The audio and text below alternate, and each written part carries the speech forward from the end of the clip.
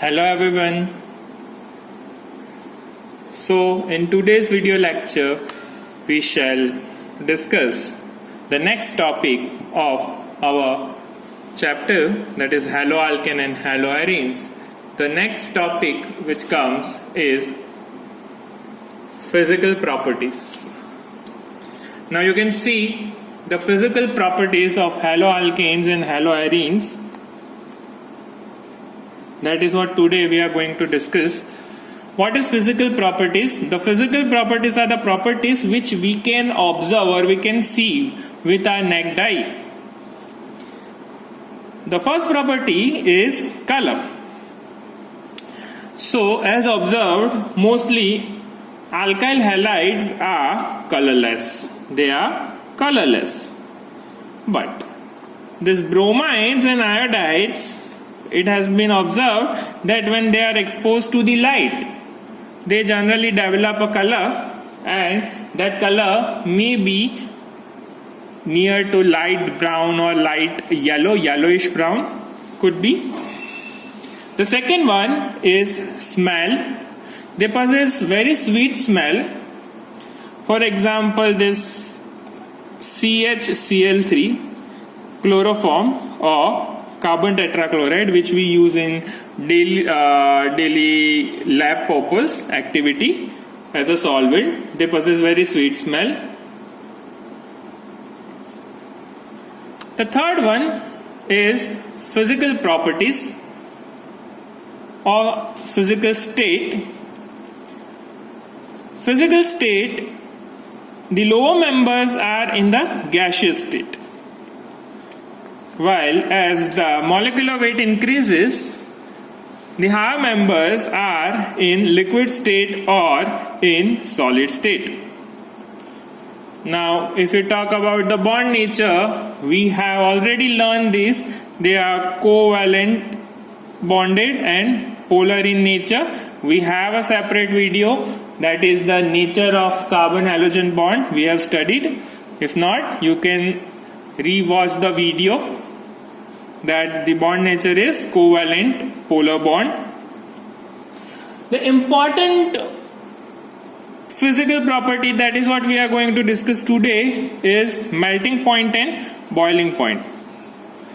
It has been observed many a times that the board question paper may have one MCQ related to the melting point or the boiling point of the compound.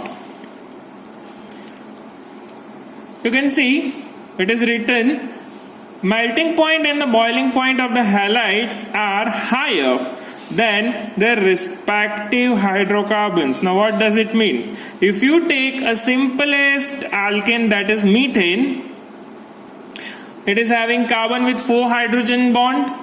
Now, if one of the hydrogen is being replaced with chlorine, what you are going to get? You are going to get chloromethane, and this chloromethane, or we can say methyl chloride, is having higher melting point. You can see there on screen the methyl chloride is having 249 Kelvin, while in case of methane it is 109 Kelvin. There is a difference of almost 140 Kelvin. You can see. Now why does it happen? This happened because of the polarity. Now in case of methyl, you can see this hydrogen, carbon hydrogen bond, the bond dissociation enthalpy which you are going to have, the amount will be very less. While in case of chlorine, carbon chlorine bond will require higher amount of bond dissociation enthalpy, and that's the reason this is having the higher melting point or boiling point, whichever is applicable. Okay. Now next is, as the number of carbon atom increases in the straight chain, boiling point or melting point is also going to be increased. Now you can see on your screen that first compound is having one carbon, that is CH3Cl. The second compound is having two carbons, C2H5Cl. And the third one is having three carbon, that is C3H7Cl. This methyl chloride, ethyl chloride and propyl chloride. Now what do you think? Which one is going to be having the higher boiling point? Obviously the propyl chloride. Why so? Because it is having higher number of carbons, and as the higher carbon number of carbon atom increases, what happens? The boiling point is also increasing. Next point, that is for halides of the same alkyl group, the boiling point follows the following order. And which is this order? The order is, the aridides are always having higher melting point or boiling point than the bromides, then chloride, and then fluorides. So if you take the example methyl iodide, methyl bromide, methyl chloride and methyl fluoride, please note it should have the same alkyl group. It should have the same alkyl group. Now among these, which one we having the higher melting point or boiling point? Obviously this iodo. Why so? Because in this case, as the size of the halogen atom increases, the attraction force is also going to be increased. And which attraction force? Here you will have the van der Waals force, and that's the reason that this iodo part, or let me tell you, this methyl iodide will be having the higher boiling point.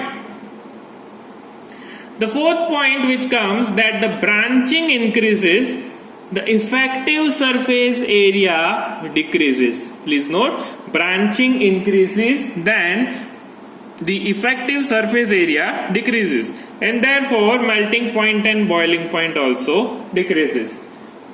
This is very true for all kinds of compound where you observe primary, secondary and tertiary. If it is given among primary, secondary and tertiary, which will be having higher boiling point or melting point, so obviously the primary, because the contact surface area will be higher in primary, while in case of tertiary you will be having lesser contact area. You can see this is methane.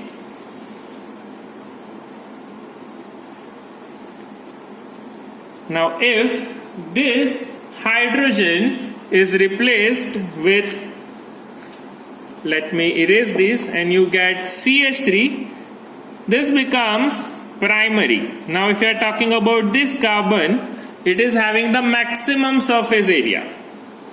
Now if one more hydrogen is being replaced with methyl, it becomes secondary, and if one more hydrogen is being replaced, it becomes tertiary. Now it is not necessary every time you are having methyl group. You may have ethyl, alkyl or any bulkier group, and as the bulkier group comes, this carbon, which is either primary, secondary or tertiary whatsoever, will have the lesser contact surface area, and therefore its boiling point or melting point decreases. I hope it is clear.